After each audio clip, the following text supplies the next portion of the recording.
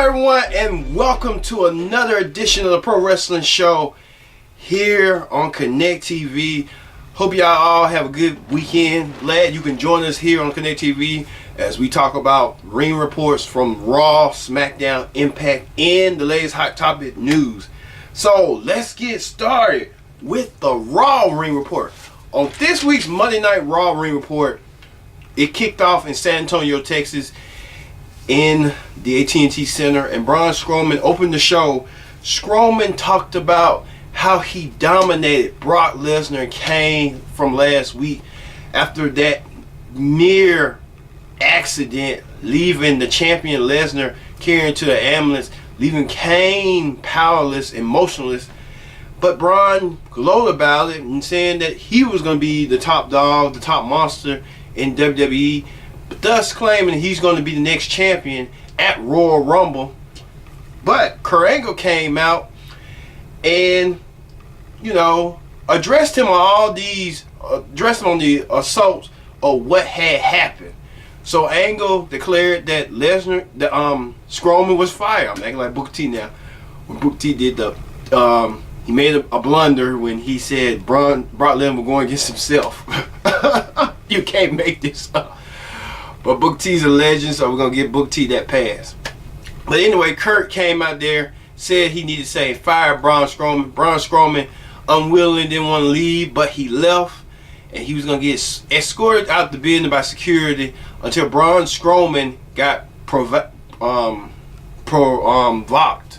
and provoked, And Braun just went out there and just told the host, the entire security, from pillar to post, piece by piece. And Braun Strowman said he's looking for Kurt Angle and he's not done yet. So that gave you a little indication that Braun Strowman is furious, he's mad, and he's angry. He's going to take it out on anybody who steps in his way. So we move over to the first match. The first match was the former tag team champions, The Bar, Sheamus and Cesaro, taking on Titus Worldwide, the team of Titus O'Neil and Apollo Crews, I meant to say. But in this match, last week Titus got the roll up and pinned Sheamus, who is a former world champion. And Sheamus felt embarrassed, and even Cesaro felt embarrassed, but they wanted to redeem themselves by finishing the job. So, in the end, Jason Jordan, it was a good match, good solid match. But at the end, Jason Jordan came out. Jordan interfered with his music, costing Sheamus another roll-up, but this time with Apollo Crews, and Sheamus and Cesaro looking bewildered. But at the end, at Royal Rumble, it'll be Sheamus and Cesaro challenging the team of Seth Rollins and Jason Jordan for the Raw Tag titles. So that's an interesting comment. Seth Rollins was telling Jason Jordan, why didn't you even let me know or get my opinion or let me know? And Jason Jordan just went on a limb and decided, Jason Jordan do those little small things. He's growing on me. He's a unique character, that he's a spoiled son of the matchmaker, and he wanted to make a match where his tag team partner loosen up a little ring rust, and he'll have his match against Finn Balor, a rematch from SummerSlam 2016, where the Universal Championship was on the line, but it was a singles match. So that was late on the show. So we continue on with Braun Strowman looking for Kurt Angle, pouncing at the door, kicking at the door. He couldn't find Angle, and he throws something. I think he throws a chair onto the TV, and the TV was cracked and stuff. Didn't find Angle. And Braun Strowman continued his rampage, going into the catering section, destroying everybody he saw. And the first person he saw was Kurt Hawkins. Hawkins get destroyed with food and stuff, and Braun Strowman just sees this server and picks up a piece of chocolate cake and eats it on his way out. So that was kind of like a little comic relief. They were trying to add a little seriousness to a little comic relief. Next was Cruiserweight action as Tony Nese, making up to his fellow aide Enzo, Cruiserweight champion, who slated to defend his title against Tony Nese's opponent Cedric Alexander, with Goldust in his corner. And Cedric Alexander won again, gaining him momentum into the championship match against Enzo. And Enzo looking a little bit less confident these days. But it is what it is. But the conclusion of Braun Strowman's matter was Braun Strowman goes on a rampage. He goes heads to the stage, and goes to the announce team, and all the announcers scatters around. Booker T leaves, Corey Graves leaves, Michael Cole was about to leave, but Booker T inadvertently pushes Michael Cole into Braun Strowman, and Braun Strowman had Michael Cole hostage, and Kurt Angle came out and said, with security, and said, Braun, I just spoke to Stephanie McMahon, the commissioner of Raw.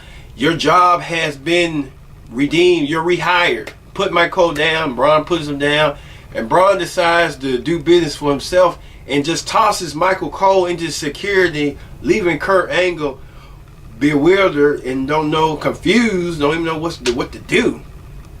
So at the break, Todd Phillips from SmackDown fills in for Michael Cole after Michael Cole has been dramatically affected, and with Booker T and Corey Graves doing the show and stuff. Next was Asuka facing Nia Jax, two highly favored women that going to compete at the Royal Rumble match, and both are the odds-on favorite to win the match. Well, it was going how this match happened was Asuka was coming in the ring to take on a job, and Nia Jax decided to do business for herself and just picked up Asuka and dropped her down, sending a message that you're not the only one everyone's talking about. And that also led insinuation and a little with Alexa Bliss stirring up the mess, trying to tease Nia's head that Asuka's been saying this and that about you, and Nia Jax just took it upon herself just to say, oh, I got hurt. So Asuka got her revenge and ended no contest where Nia Jax just passed out. So in the back, you continue this new story with the love affair with Enzo and Nia. Enzo checking on Nia, and Alexa Bliss trying to check on a friend, and Enzo tells her to butt out, and Nia tells her, I got this. It's kind of like it's leading and bedding, but we don't know what this gonna go. Is it gonna build a romance between Enzo and Nia, or is it going to break up the friendship of Alexa Bliss and Nia? We don't know. We have to watch and see. Alright. The Revival comes out in tag team action. I don't know who they went against. They went against some jobbers. And they sent a message out to the legends, the veterans of yesterday, that, hey, we're better than the Dudley Boys, we're better than all the tag teams, and we're going to prove it next week. So, in the res dichotomy, that dynamic, that the Revival might show up in the Manhattan Center and challenge some legends. But we'll see who they want to challenge and stuff like that. Alright. Roman Reigns, the Intercontinental Champion, took on in a 2-on-1 handicap match, Bo Dallas encouraged action with Miz in their corner, and Roman Reigns won. Reigns setting up for his child offense against Miz next week, where Miz challenged Reigns for the 25th anniversary of Raw in the Barclays Center. So Raw's going to be in two events, where the legends be in the Manhattan Center and perhaps the current superstars be in the Barclays Center. Interesting. We'll see how everything goes for Monday Night Raw. Matt Hardy debuts new music and a new theme, but the Vulcan character. Matt Hardy defeated Heath Slater with Rhino in his corner, and Matt Hardy won with ease. You know what I'm saying? And Matt Hardy sent a message to Bray Wyatt and everybody that he's Vulcan and he's ready to go ablaze. And finally, the main event of the evening was Finn Balor pinning Seth Rollins in a rematch from the SummerSlam 2016 match. It was a great, solid match. From top to bottom, the Balor Club, Anderson Gallows was out there, Jason Jordan was out there, so it was good. It was decent. A match of the ages that you would never believe. Two workhorses. I won't be surprised if Miz win the title back and these two men challenge Miz for the title and stuff. Never know. Never know. Alright, that ends the Raw Ring Report. When we return, we're going to have the SmackDown Ring Report, we're going to have the Impact Ring Report, and Hot Topics. You don't want to go nowhere. This is the Pro Wrestling Show. Stay tuned.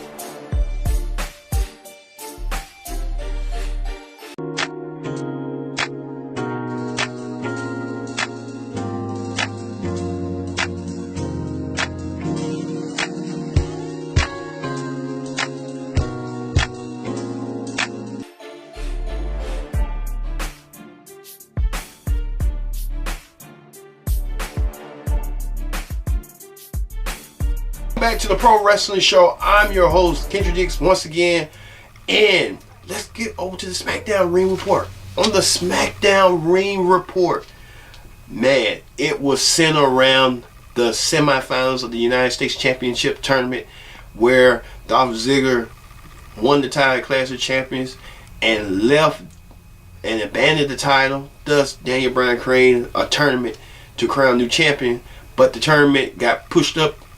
It was supposed to be a Royal Rumble, but they pushed it up, scheduling for next week's SmackDown. But you'll see as we go, as everything goes down.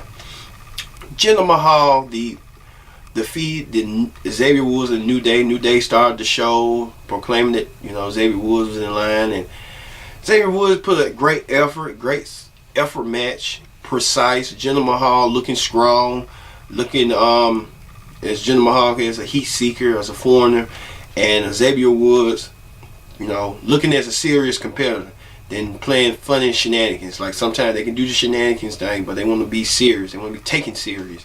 And it was taken serious to this, and Jinder Mahal used the Colossus and advanced to the finals for next week.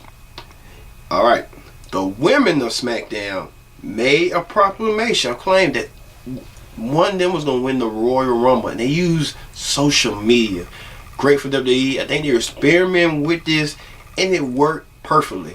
That all their superstars are using social media. Even the men's Royal Rumble had used social media, proclaiming that who was going to win. Like Randy Orton is in the Rumble. He won last year's Rumble. He won the 2009 Rumble, and he declared he's going to be a 3-time winner. Randy Orton is in that elite list of men who won the Rumble twice. And could he be up there with Stone Cold Steve Austin as the only man to win the Rumble 3 times? So who knows? AJ Styles, WWE Champion, did an interview with Renee Young talking about the Yep movement between Sami Zayn and Kevin Owens, claiming that they're going to be co-WWE Champions, and AJ saying he ain't buying it and he's going to do something about it at Royal Rumble and shut that noise down. And the thing AJ Styles is, AJ Styles, when you think about, he should be WWE Champion because he worked so hard, effortlessly, to make this title. He put them, they say the wrestler makes the title. I really do. Not the title makes the wrestler, it's the wrestler makes the title. And AJ Styles has proven that as a worthy champion. Alright.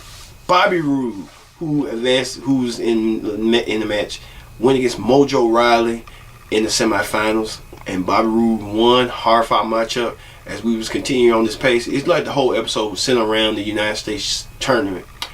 Bobby Roode won and faces Jinder Mahal in the finals. We thought it was going to happen next week until Jinder Mahal's lackeys, Shazir and Shane, the Sin brothers, came out there and attacked Bobby Roode.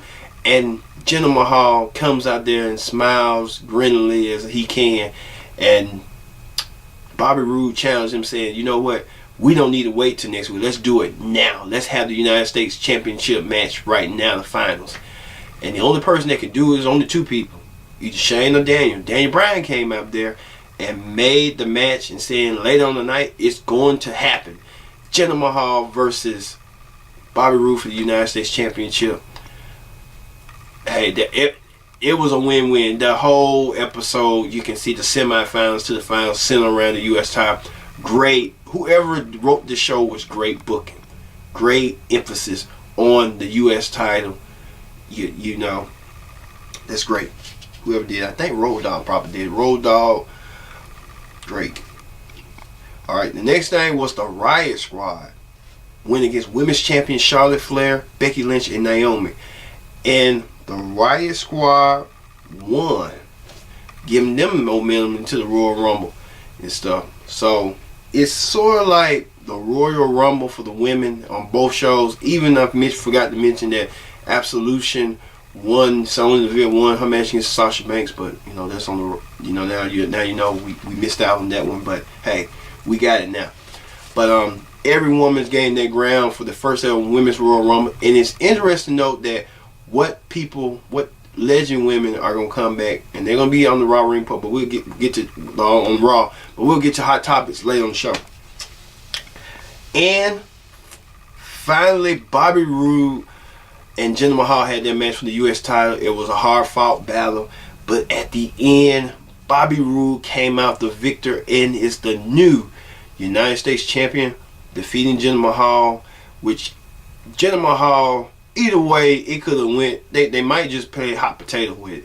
Jinder might win it, Bobby might win it, just to gain some attention, gain some notoriety. So hey, it is what it is. It was a great match thus far. Alright, that ends the SmackDown Ring Report. Let's move over to the Impact Ring Report. On Impact Wrestling this week, Impact is focusing on their Genesis special next week. And they had the X Division Championship match, which I don't get, but hey, it is what it is. They could have just done that, but hey.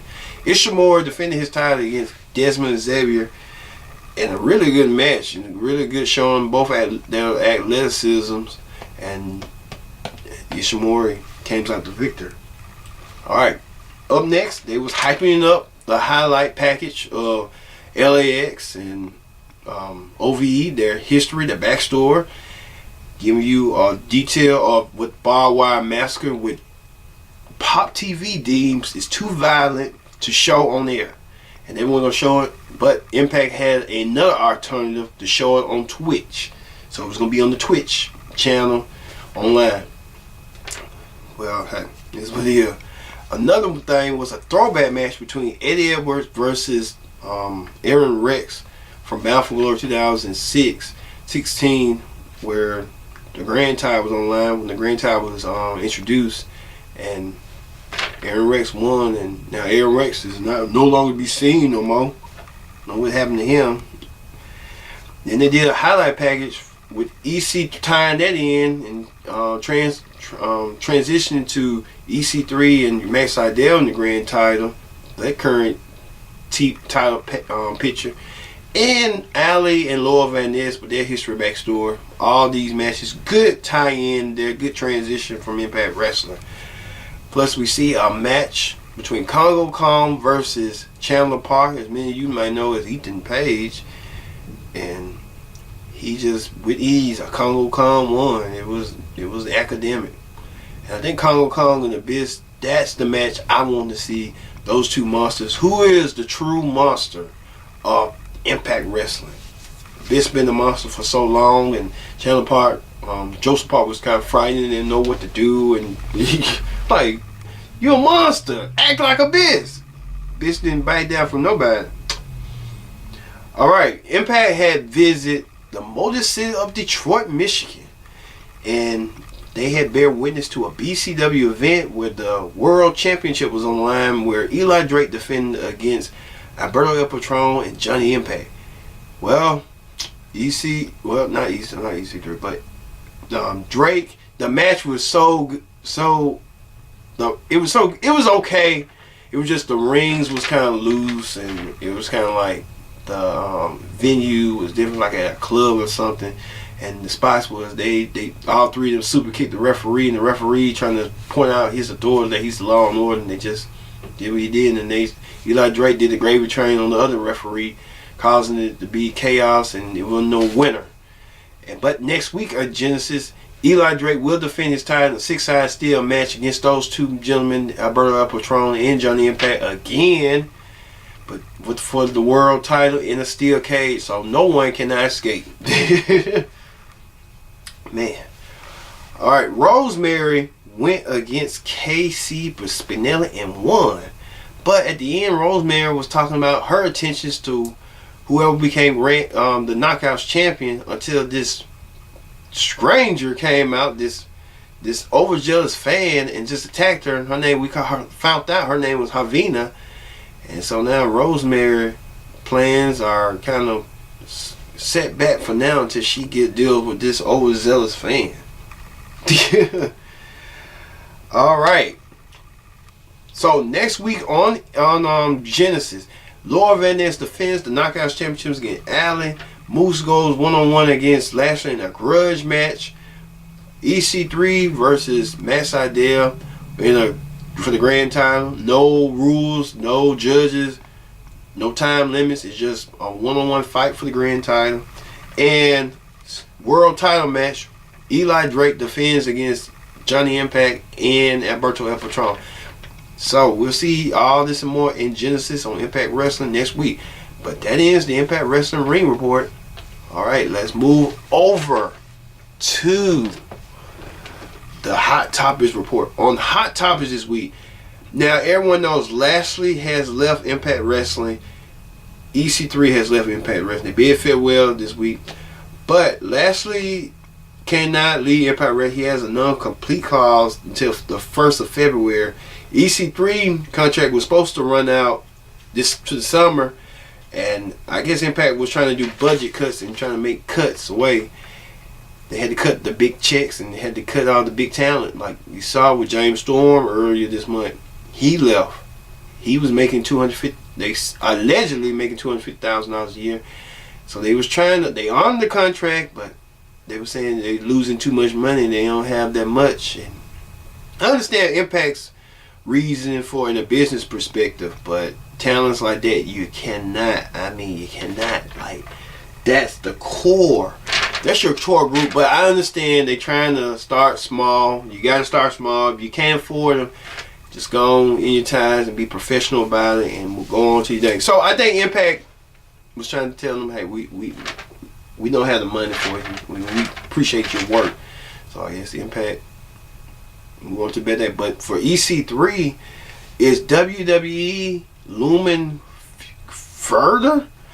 Well, many people said Leslie, he was spotted in the Performance Center and he pulled out of a event that was supposed to be held the same day as the Royal Rumble. So many people are speculating that EC3 could be on his way to WWE and perhaps the Royal Rumble, as you allude that many people thought 2 years ago that when AJ Styles did the same thing and he pulled out his Ring of Honor dates, AJ was done with Ring of Honor and finished it up, and he premiered at the Royal Rumble 2016 as the third man in the match, the third entry, and almost won the thing. But AJ now a proven champion now.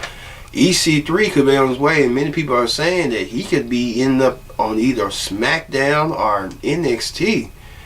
That would be a big coup for WWE. And Lashley could be perhaps going to WWE too, but he wants a part-time schedule. And during those over the past several years, WWE was against that, but now they're kind of more like, if you're more valuable in the season, why not? You get Brock Lesnar, he's the champion, he gets part-time seasonal, so hey, here's what it is. So don't be surprised EC3 shows up. I'm telling you. I'm not. He's going to show up. And I don't know if he's going to use his WWE name or his EC3 name. Who knows what they're going to come up with. But it's going to be thrilling to watch at Royal Rumble.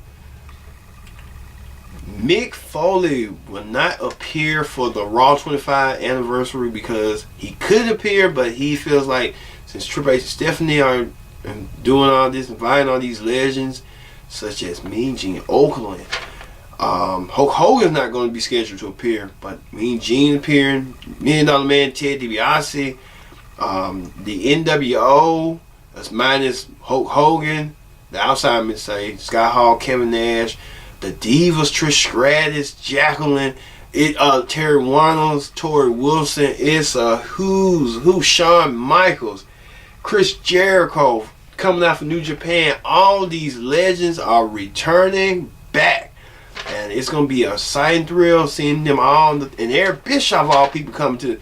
If they're gonna do that, bring Jim Cornette.